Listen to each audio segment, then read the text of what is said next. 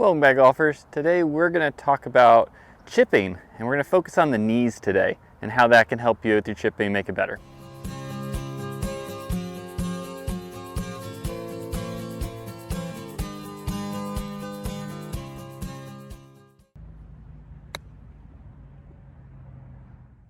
So the main focus today, we're going to focus on the knee action in our chipping. And the knee action is super important to create better feel, better control, and better impact with the ground. And there's two aspects we're going to talk about today, and we're going to get to it in a second. So when I'm typically getting into a setup position or getting on the driving range and using my alignment sticks, I'm setting up in a parallel formation like this. And that allows our body to work down our path. So we have our body line and we have our swing path over there. So we want to be able to match those up so we can just work down that line.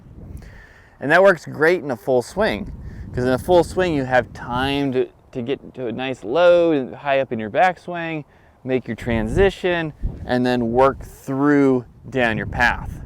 So when we look at our full swing and we get down into bottom of our transition and we get our knees squared up, and then as we start coming to the ball, you can see my knees start to go left.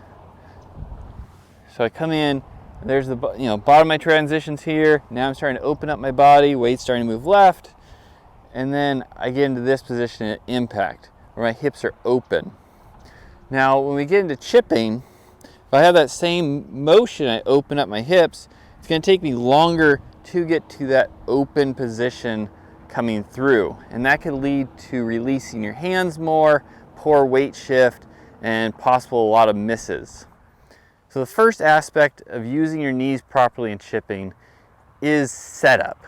And that is when we're getting into our setup position, instead of being square stance like we typically are when we're hitting full shots, we're going to open up our feet and open up our stance, which then allows our knees to be aiming to the left of the target.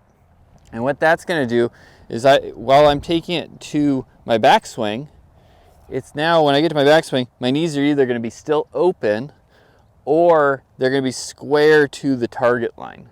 And that's really important, because that's, if you think of the bottom of our transition, knees are squared up, at that point now we can shift weight left.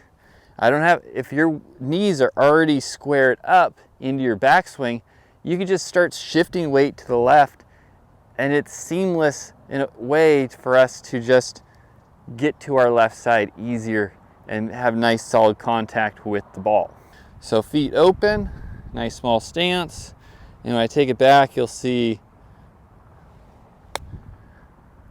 the knees square up into the backswing, and then body just opens up coming through. So I'm leading my weight forward. And this is super helpful as a tip for all of you, because it's going to make good contact with the golf ball so much easier. The second aspect of what we're going to focus in on our knees in chipping is we want to make sure our knees are nice and soft. There's a little bit of flex in there.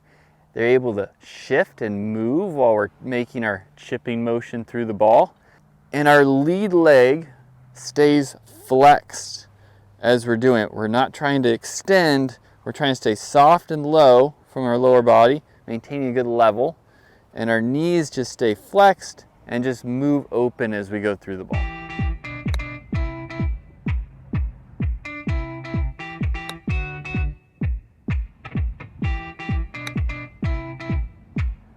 Golfers, thank you for watching this week.